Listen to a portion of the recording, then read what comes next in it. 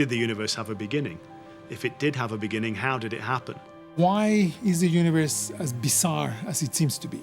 Will the universe have an end? Will it have a death? Why is the universe so apparently complex? Why is it so rich? Why isn't it simpler?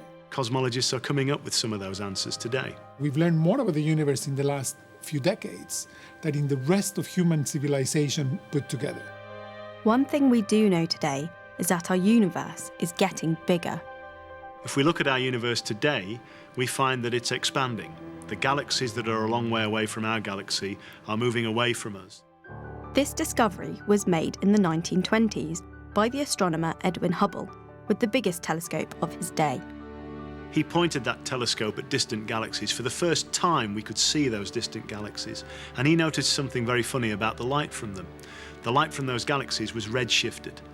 That meant those galaxies were moving away from us.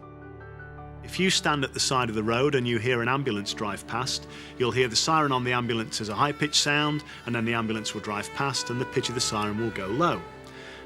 The reason the pitch of the sound is changing is not because the siren's note is changing, it's because the ambulance is moving relative to us.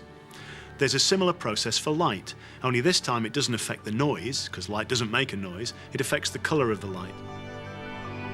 Like sound, light travels out from its source as a wave. Different colours of light have different wavelengths. Blue light has a relatively short wavelength, while red light has a relatively long wavelength. If an object is moving away from you, then the wavelength of the light is stretched. It moves towards the red end of the spectrum, and so we call this redshift. Every galaxy Hubble looked at was rushing away from ours. He realised that the further away the galaxy was, the bigger the redshift of the light. That meant those galaxies were moving away from us at faster and faster speeds. It's not that the galaxies are moving apart, it's the fact that the entire universe is expanding. The whole of space is getting bigger. Turned on its head, and this discovery leads us to an astonishing conclusion. If something's bigger today than it was yesterday, then yesterday it was smaller than it is today. Just trying to run the movie backwards, you have to conclude, it's not rocket science, that all the matter that we see today must at one time have been in a very dense and hot region of space. And that is the phase that we call the Big Bang.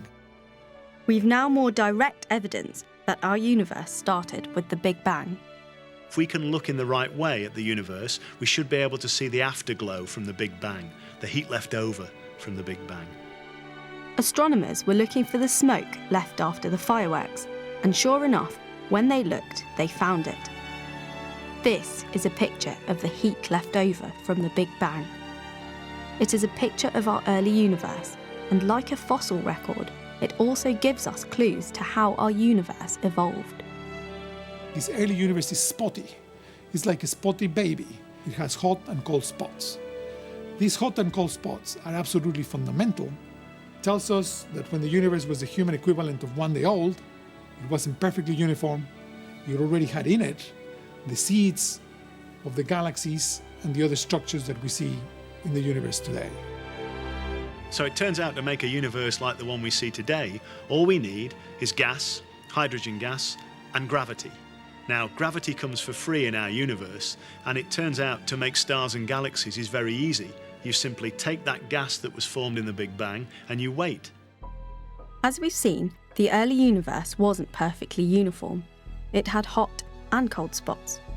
After about 380,000 years, the super-hot early universe had cooled enough for atoms of hydrogen to form, and this gas gathered in the cool spots.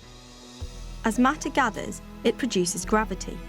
More gravity attracts more matter, and so on, until you end up with the stars and the galaxies we see today. But there is another more mysterious ingredient. When we study galaxies closely, it appears that they are spinning too fast to hold themselves together. There doesn't appear to be enough gravity to stop the stars from flying off into space.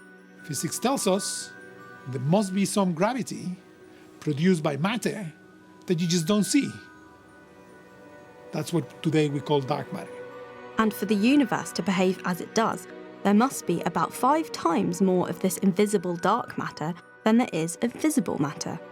The dark matter is the circus master. It calls the tune. The dark matter is the force that has sculpted our universe. Without dark matter, there would be no galaxies. Without galaxies, there would be no stars. Without stars, there would be no planets. Without planets, there would be no people.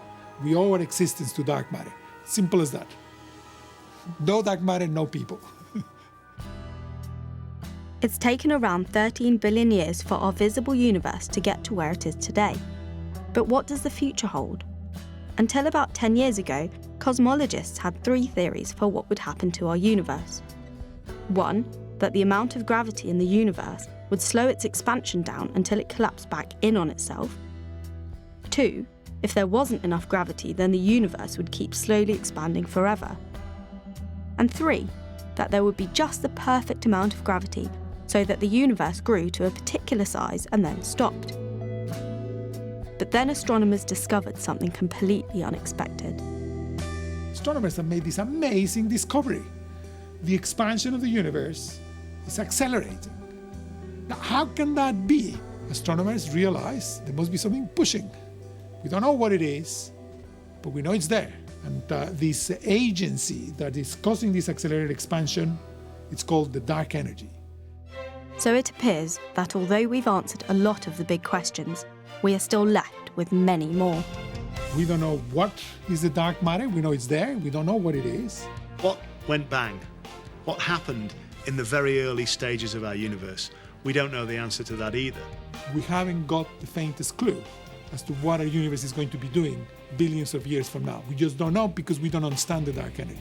We need help, you know. If there are any scientists out there, young people who want to try and answer these questions, we need help because we don't understand an awful lot about the universe. There's a lot to play for and lots of exciting new discoveries waiting to be made.